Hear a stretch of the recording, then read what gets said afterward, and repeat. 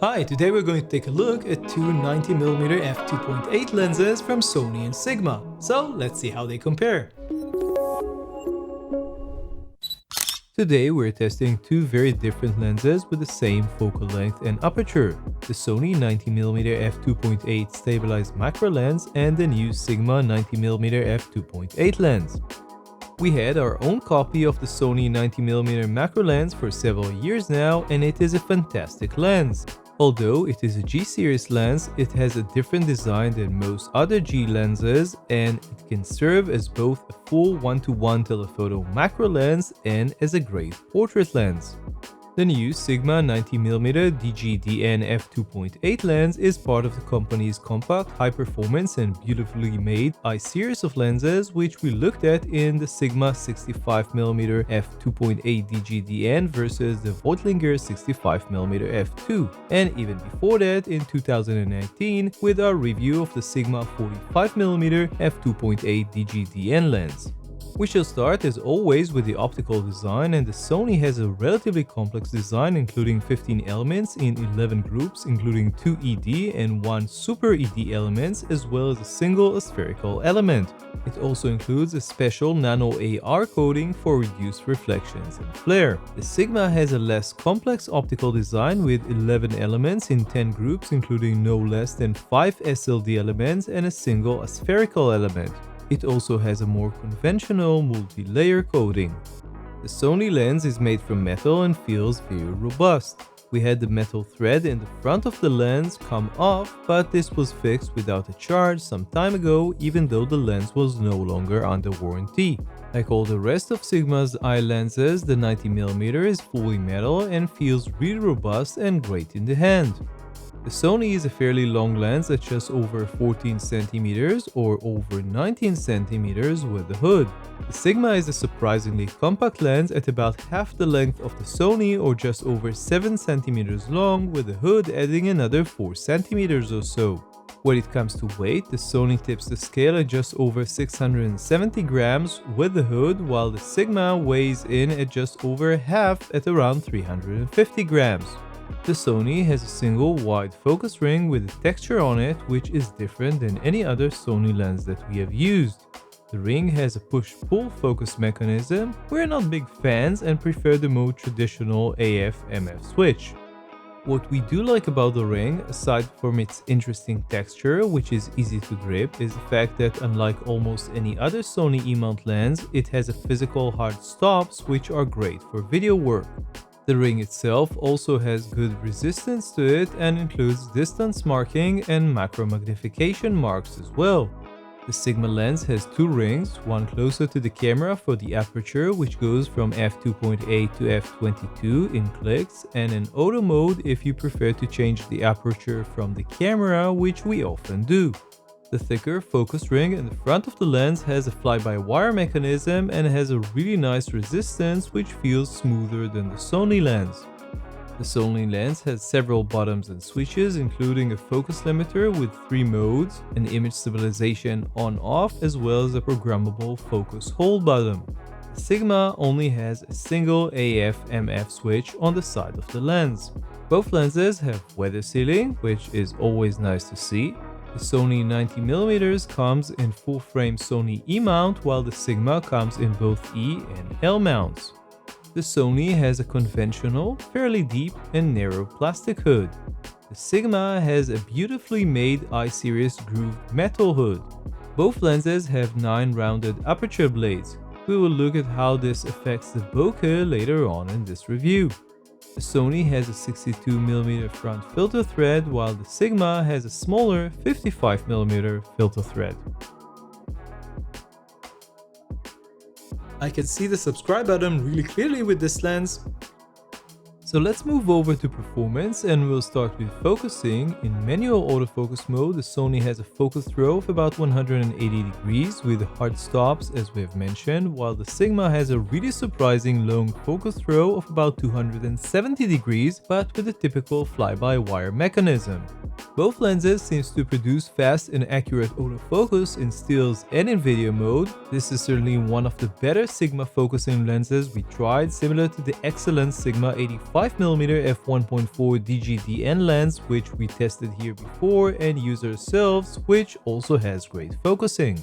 Interestingly, the Sigma seems to perform better than the Sony in low light situations. This is the first time that we see a third-party lens perform better than a Sony lens in terms of autofocusing, although the Sony is of significantly older design.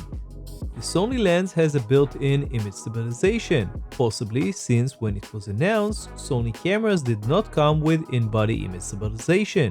The stabilization seems to be pretty effective based on our testings. The Sigma, on the other hand, does not have image stabilization and relies exclusively on the camera. Now let's look at sharpness. We tested the sharpness of both lenses using our special large professional Imatest high-end chart on our Sony A1 camera. Our results are quite fascinating. In the center of the frame wide open, both lenses are very sharp, but the Sony shows quite a bit more contrast. Closing down to f4 shows significant improvement in contrast on the Sigma, and both lenses look almost identical. The situation in the corners, however, is even more interesting, and the Sigma seems to be significantly sharper than the Sony wide open and even at f4. Close-up shooting and macro capabilities are truly where these lenses differ significantly. While the Sony is a full-fledged macro lens with a 1:1 magnification and a close-up distance of only 28 cm, the Sigma has only 1:5 magnification and a close-up distance of 46 cm. Numbers aside, looking at the sharpness of both lenses at their minimum focus distance wide open, you can see that the Sony is razor sharp. The Sigma isn't bad, but if you really need those close-ups, the Sony is the clear winner. One area where the Sigma has a huge advantage is focus breathing. While the Sony has a ton of focus breathing, the Sigma seems to exhibit almost no focus breathing at all, which is really nice to see. Both lenses seem to exhibit almost no trace of longitudinal chromatic aberrations, even wide open, which is certainly impressive. From our testing, it seems that both lenses exhibit more flare than we would like to see when faced with direct front light sources, so use the hood and try not to shoot directly at bright lights. Without the automatic correction, the Sony has some darkening in the corners wide open, which is completely gone by f5.6. The Sigma has significantly more vignette wide open, which completely disappears only around f8.